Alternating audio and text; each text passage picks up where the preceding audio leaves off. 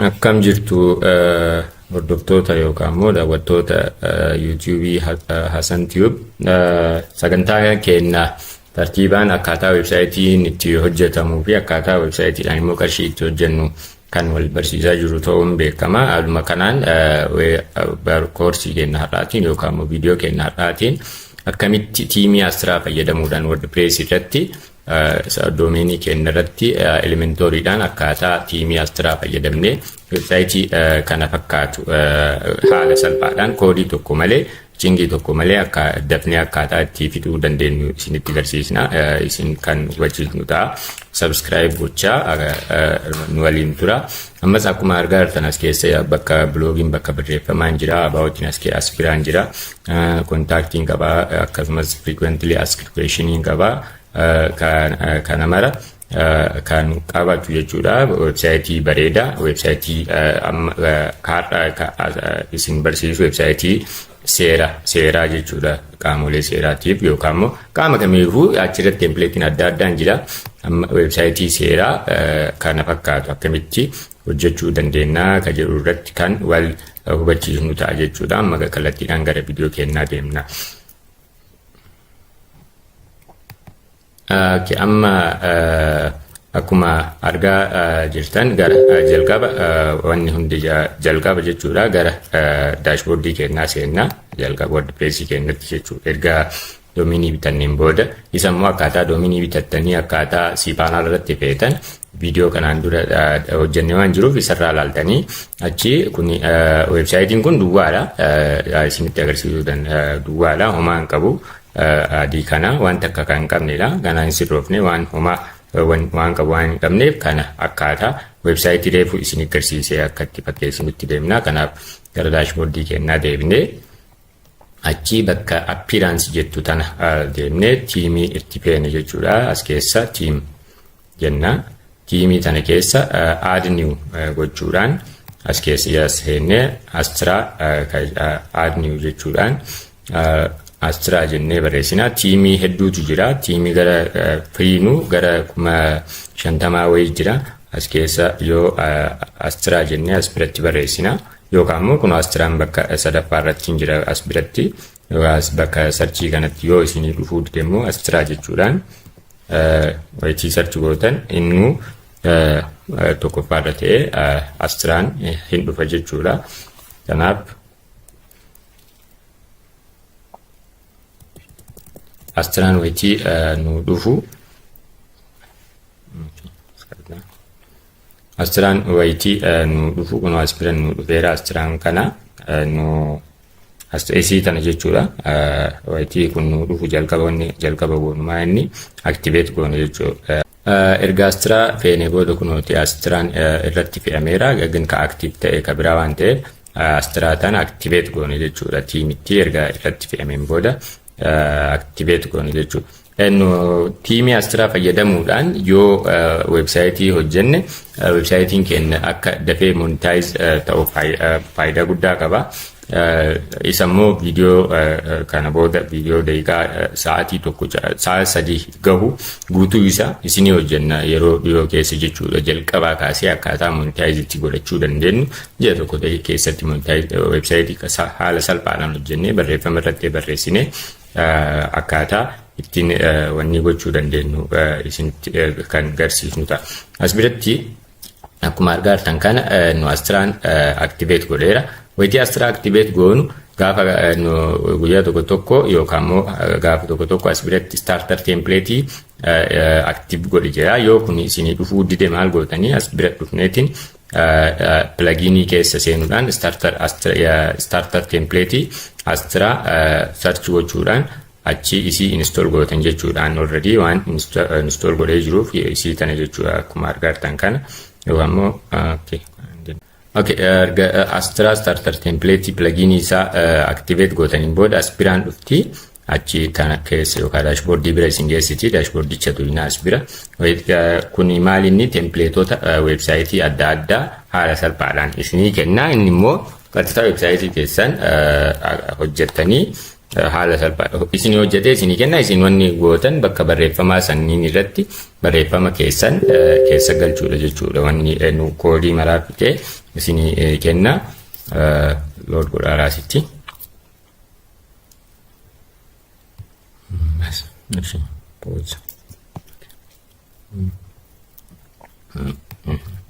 Bakka Astraa tana yookaan mootii plugin Astraa tana wayitii keessa seennu dashboardii si keessa seennu bakka start customize maali jedha nuti ka barbaannu starter template ila starter template kan wayitii tuynu starter template install and activate nun jetti tana install goone jechuudha yookaan immoo karaan salphaa karaa kanaan yoo goone qaxxitaa ofii isaatiin install godhee activate isin godhe yoo feetan immoo karaa plugin ta'an reefu karaa isin garsiise kanaan as keessa seenuudhaan add new plugin gootanii starter template irra fe'uu dandeettan amma starter templatein nu seeneera nu fe'ameera so starter templatein Astraa amma erga fe'ameen booda san keessa diimoolee jiran yookaan immoo haala websaayitii jiran barbaannee websaayitii nuuf malu akkamii hojjechuu barbaanna ka jiru adda baafannee isatti feene jechuudha.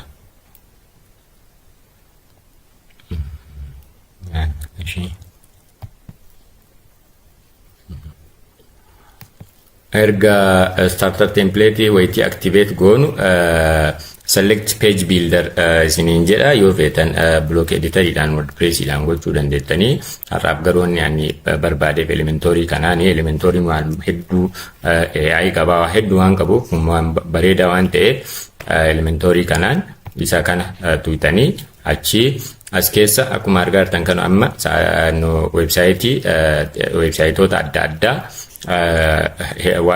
isin nu fideera akkuma asirratti biizinasii jalatti akkuma argaatan eejensii jira reestooraant hotel maali jira as keessaa yoo feetan asii ilaaluu dandeettanii yoo feetan immoo kanneen keessaa kan free ta'an premiumiin kan irratti hin jirre premiumiin jechuun kan bitamuudha anna kanneen keessaa ka feetan filattanii as keessaa jechuudha amma websaayitiin an barbaadaa jiru websaayitii seeraati waan ta'eef professionaalii keessa seenee looka jettu tanatu gaa wayitii looka jettu kanatu templateii seeraa naa fida yookaan immoo haala websaayitoota seeraaf malu naa fida achi san fayyadama amma naa dhufeera akkuma argartan kana kanneen keessaa filattanii kan websaayitii isiniif ta'u yookaan immoo isin barbaaddan adda baafattanii saniin itti deemtan jechuudha.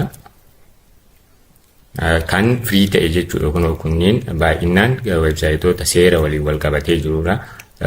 Kun premiumiidha injury and family accident law jedha kun family law jedha ammas planet earth jetti as keessaa kan nu ta'u ilaallee kan jaalanne wanni gochuu dandeenya yookaan immoo even kana dhiisneetiin qaxxitaa kallattiidhaan illee barbaachuudhaan as keessaa websaayitii nuuf ta'uu danda'u loodoo erga godheen booda kan jaalattan irratti keettan jechuudha kan isiniif ta'uu danda'u irratti filanne jechuudha kanaaf ammaaf ani akkuma haa filadhu viidiyoon akkuma pause.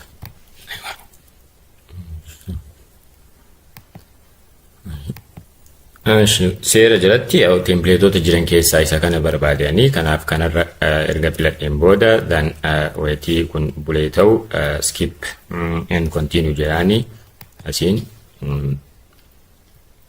skip and continue jedhanii kan ammallee gabbuudhaan jala bu'eetiin ammas continue jedhanii achi as biratti maqaa guunnaa asiin achi imeelii keessan guuttanii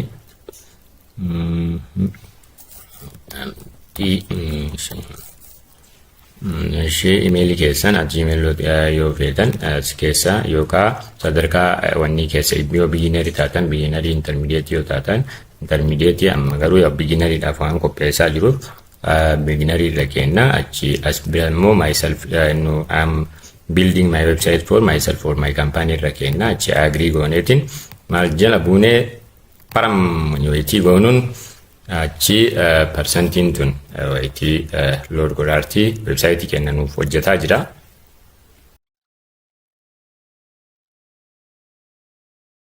Tarram websaayitiin keenya hojjetamee dhumatee jira. Zaan websaayitii keenya maal asitti view your website jedha wayitii kana tuquun peejii addisiidhaan kareefu duwwaa ture istiraakcharii isaa sirreessee nu kenna jechuu as keessa. Mee websaayitiin nuti hojjenne maal akka fakkaatu moo waliin laalla.